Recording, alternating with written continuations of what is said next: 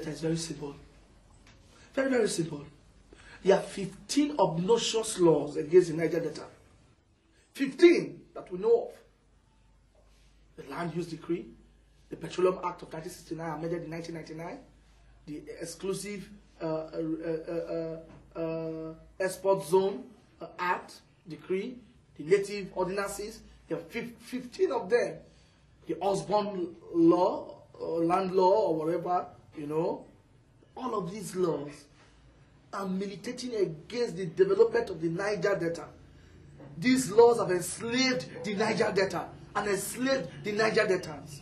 The first step is the abrogation of all of these laws so that the Niger Delta people can have increased participation, authority over what rightfully belongs to them. For example, why would you say that anywhere oil is found in the Niger Delta belongs to the government, but also in the northern part of this country where there are oil mineral resources, when they find out that it belongs to the people who only pay royalties to the government? Why enslave our land perpetually because of oil that God gave to us? We believe dealing with the problem is very simple. And when you deal with the problem of the Niger Delta, you are solving the problem of the nation. The government is a fraud, is a rape on the will of the people. How can you push a man to the wall and say the man should not respond? How can you tell a man, how can you sleep with a man's wife, rape his daughters, and you say the man should be smiling and shaking hands with you on the same table of brotherhood? This is wicked. We do not support this. And we are trenchantly and vehemently opposed to anything that will not give the Niger Delta people their peace. I have never been involved in bunkering because of the environmental, but I support bunkering. The oil belongs to the people who are taking it, not the bandits in Abuja. It belongs to the people who are taking it. The person they call bunkerer, the bandits, the bunkerers, the thieves, the oil thieves are the Yaraduas and his people in Abuja. Not these people. The owner, an owner cannot steal his own.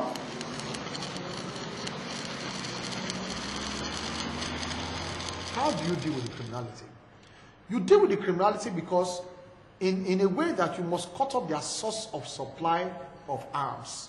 How do you cut off the source of supply of those arms? You must cut off this. You must cut off the trade by which they get those arms, and that is bunkering.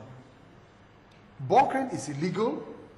Bunkering, they are using it now for purposes of criminality. If it's used for the purpose of advancing the struggle, I don't mind. We are not mass murderers. So the method used by Al-Qaeda cannot be used by us. Because we cannot suicide bombing. Then we street bomb, then we go to the marketplace or go to somewhere, the guilty one will die, the innocent one will die. The blood of the innocent, according to your belief, will cry and fight you in the spiritual realm. Our battle first is in the spiritual realm. Look, I fought the Nigerian state for 12 months. I lost only 3 people.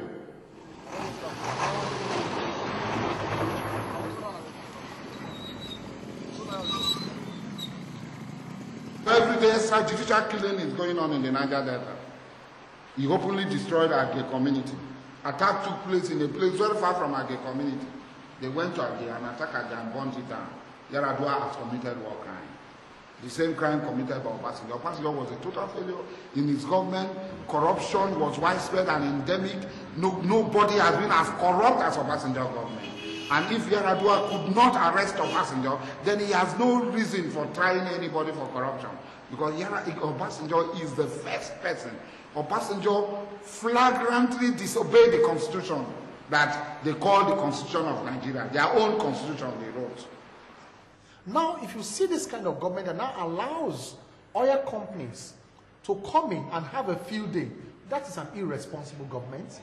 So it is basically the fault of the Nigerian government, basically, because they should set standards and parameters within which these oil companies should operate. They should tell them that these are our terms. These are the terms under which you can operate in Nigeria. You must clean up the environment. You must put infrastructure in place in those communities. You must repair the air. You must conserve gas. You must do all of that. So they must set standards for these oil companies. That is where the Nigerian government has defaulted. That is where the Nigerian government has failed in its duty to protect the rights of Nigerians. And then you now have the easy collaborators with the oil companies. The oil companies, they know how to give out handouts to those at the federal level. They know how to give out handouts to those in government. And so you now have this easy collaboration between these two sons against the people of the Niger Delta region. What has happened in Nigeria now, the attention of the federal government has been drawn to the plight of these areas. There has been debates in the National Assembly. The federal government themselves have done a lot. They have even come to the extent of having what you call a master plan to transform the entire Niger Delta region. Apart from that, you have the Niger Delta Development Commission, where percentages of money derived from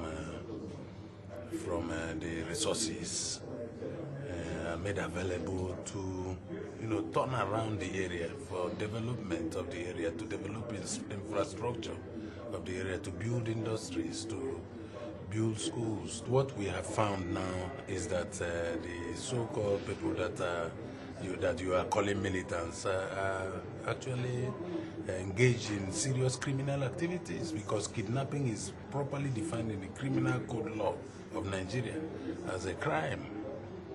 And what is happening now is that it's not only expatriates that are being kidnapped. In fact, majority of people being kidnapped now are indigenous. Yar'Adua is confused about the region.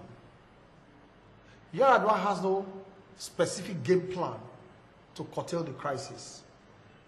He's acting on whims and caprices. He's acting on impulses regarding the region. He does not have a clear plan, and I pity him. I pity him because he inherited a region that was put in complete mess by Obasanjo.